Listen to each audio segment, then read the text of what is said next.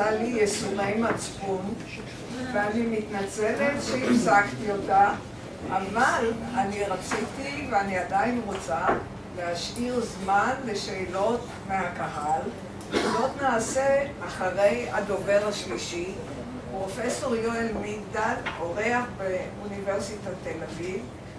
פרופסור מגדל הוא פרופסור בלימודים בינלאומיים בבית ספר ג'קסון, אני מניחה שזה בית ספר ללימודים בינלאומיים, באוניברסיטת וושינגטון, בעיר מאוד יפה, סיאטל, והוא כרגע visiting פרופסור במחלקה ליחסים בין מדעי המדינה באוניברסיטת תל אביב.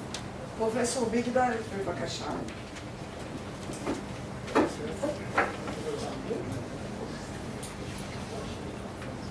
תודה רבה. אני רציתי לומר תודה לאניטה וגם לאורית ודייוויד.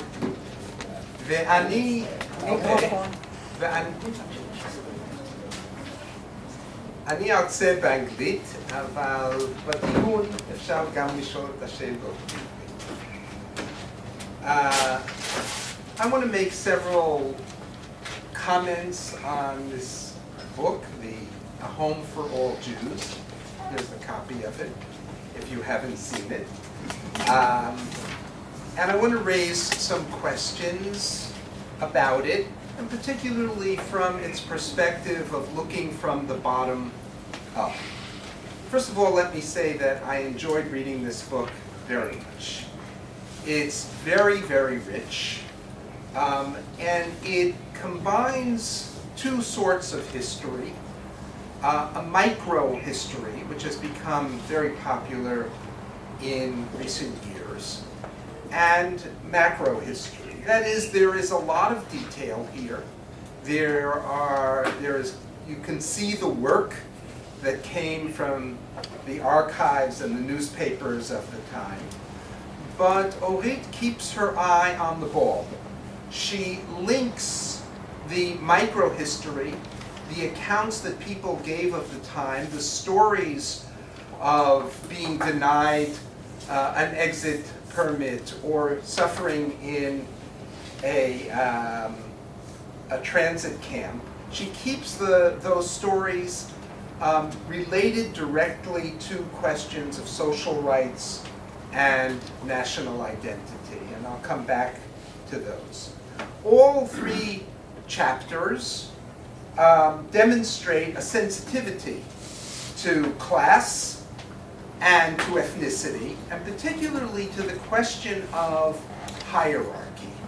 Who is in and who is out? Who is able to exercise power and who can simply stay quiet or voice their complaints? Who is listening and who is not listening? So there is a stratification, which I want to come back to a little later, in how we understand the public that constituted Israel at that time. And I want to say a couple more words generally before looking at raising some questions about each chapter. I very much like the concept that she develops at the end of the book, towards the end of the book, called a network of listeners. Her conception here is that those at the bottom of the hierarchy never fight alone. They never voice their demands in isolation. They have allies, and these allies are of different sorts. The allies at the very least engage them. They listen to them. They may bring a patronizing view towards them. They may have empathy for them. They do not always accede to the demands of those at the bottom, but they engage them. And this is a very, very important point.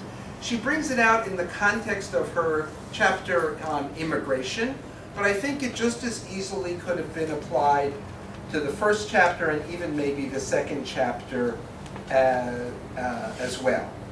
What she argues in the immigrant chapter is that the immigrants were joined by writers, teachers, public figures, members of youth groups, artists, and others as they made their complaints about their difficult conditions after their immigration to Israel. Some bureaucrats and some soldiers also stood by the immigrants. Some listened with sympathy, and some were quite rude and patronizing towards them. But Orit writes in the end, I propose to view the individuals and organizations that helped and listened to the immigrants, volunteers, employees, enlisted men and women, as a network of listeners. In spite of their patronizing attitudes, their Orientalist biases and arrogance, this network of listeners, and not a few policymakers, understood that the lives of the immigrants had to be enhanced and that their physical and social isolation needed to be ameliorated. Now, I'm going to come back to this issue of listening and come back to this issue of what the public constituted. But let me raise a few questions chapter by chapter about the book. The first chapter is about the right to childhood and the age of marriage law. It's an extremely rich chapter. The objects of concern in this chapter were largely Mizrahim, and specifically Yemenite girls, and their right to childhood. And what Orit does here is bring many different actors who were playing a role in this question of how can we ensure that these young girls will have a childhood? And particularly, how can we ensure that they will not be married off to some older man at a very young age, as young as 10 or 11 or 12? The actors that she brings in the first half of the chapters are largely Ashkenazi. They are state actors, where she looks at the attempt to get a bill in the Knesset on the minimum age for marriage, and non-state actors that were also involved. There are a few Mizrahi voices. Some were academic, like Yehuda Shenhav, but also towards the end of the chapter she brings in several other voices, the voices, for example, of Yemenite rabbis who weighed in on the issue. What we heard very little of, or from, were the Yemenite husbands, and these husbands were very important parts of this story because they were the objects of criticism, and even the young wives, the ones who were to be protected. They were more objects in the analysis, told about by others, than subjects in the analysis. Now, there are some exceptions. There's a young Yemenite girl who shakes her fist. There are a few people who tell their stories to officials. But actually, these Yemenite girls, or Mizrahi girls, and their husbands, who were totally absent, are marginal in Orit's story. So my question is, can their voices be recovered? And I would think it would be extremely difficult to do this, and I'm sure that Orit tried to do it. And the question arises immediately, if in fact they were the objects of the debate over the marriage law and their lives as children, were they participatory? Were they actually part of the public? And can we consider their voices to have been important in the historical record? Now, as I say, Orit was limited to what the records preserved, and she says explicitly, that we can hear the voices of these girls only secondhand. But in the end, if we can hear their voices only secondhand, we have a kind of patriarchal or ethnically biased record that is given to us, in which it's very, very hard to understand the democratic implications, whether there in fact was a voice to these people, or their voice was always mediated through groups like the Union of Hebrew Women for Equal Rights. And once their voices become mediated, we see a very skewed picture. Let me turn to the second chapter. This one is called The Right to Travel Abroad. And I have to say, I'm not an expert on any of this, and so I was totally surprised by this chapter. I didn't know that there was such a thing. It's really fascinating. But I really actually would want to know a little more than I saw.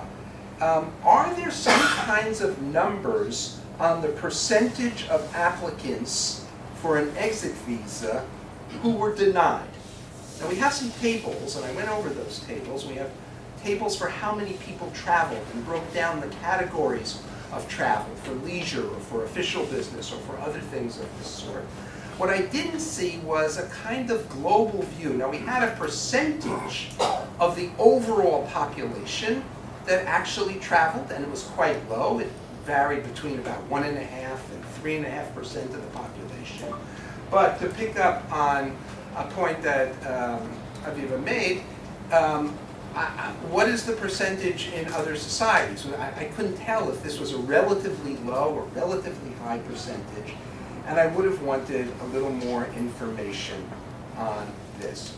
But the central issue in the chapter, which as I said was a fascinating chapter, is reflected in a quote that Orit brings from Lokach, in which he says, "Enthusiasm for foreign travel was alien to the proper values of Israeli society."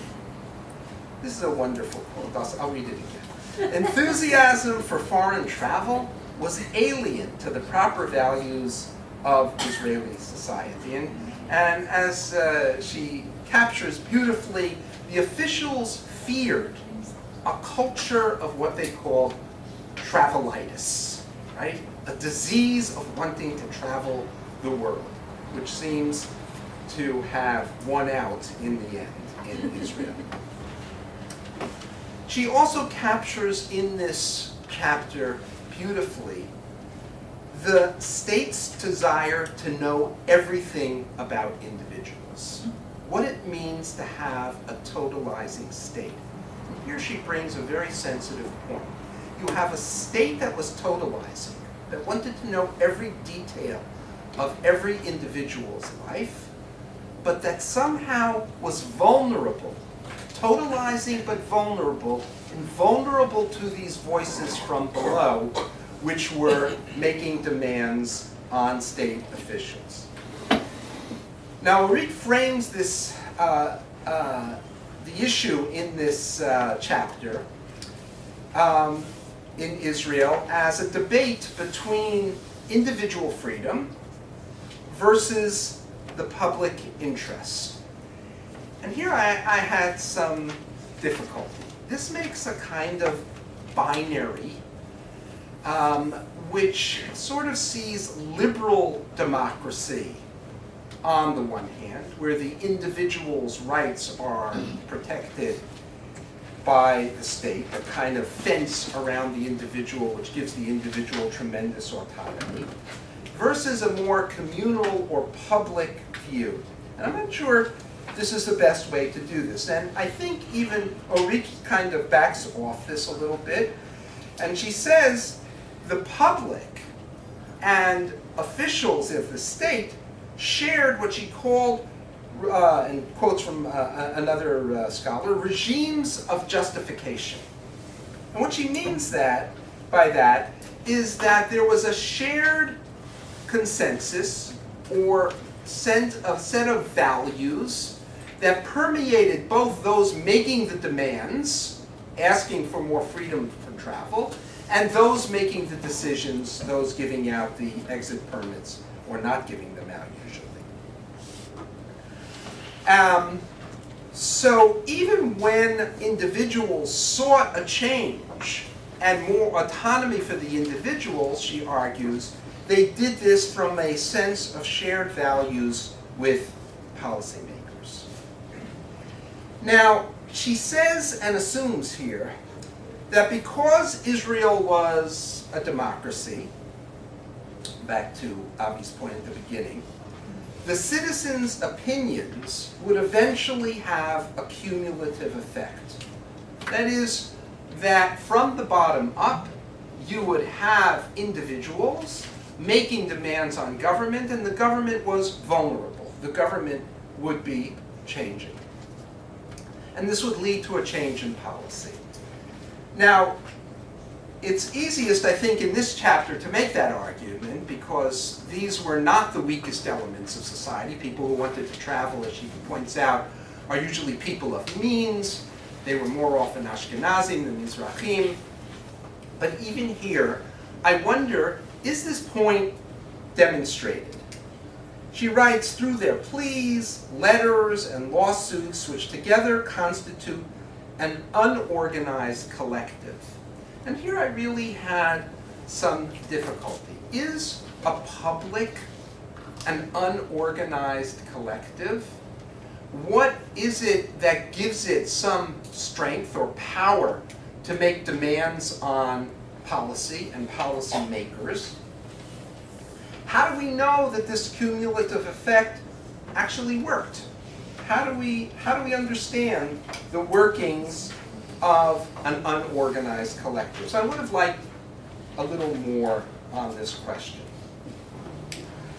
The third chapter is the one on immigration, called Craving Recognition, and its central theme is that even if immigrants could not achieve their demands, the very demand for recognition involved absorption into the community and bonding with it. That is, once they are recognized, even if they get nothing from their protests, their letters, their petitions, they're going to the Knesset and meeting with Knesset members, even if they get nothing, there is an overall gain here because they are now recognized as part of the public. The protests of immigrants thus expressed and indeed constructed their citizenship. So citizenship was not something handed down from the top through some policy of mamlachtiyut or something else. Rather, the citizenship was constructed by these people themselves through their protests, through their engagement with policymakers, even if their demands were not met. She writes, their struggles can be seen as a sort of rite of initiation through which they entered the ranks of Israeli citizenry. Even if that was on a lower plane than the powerful old-timers who stood above them. Now, this is a very interesting understanding of both citizenship and of democracy.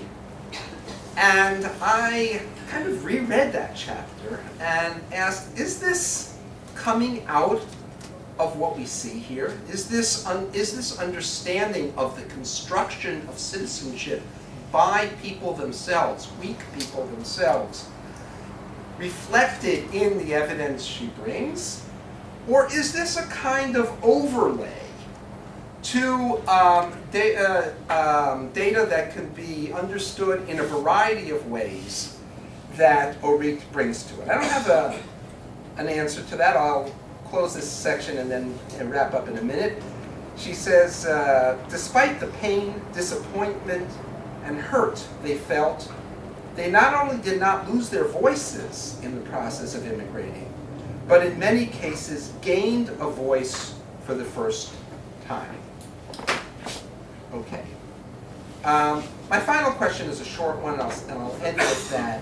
And this is a methodological question, which of course political scientists always have to ask, which is, why did she choose these three topics? She makes a very brief reference to this.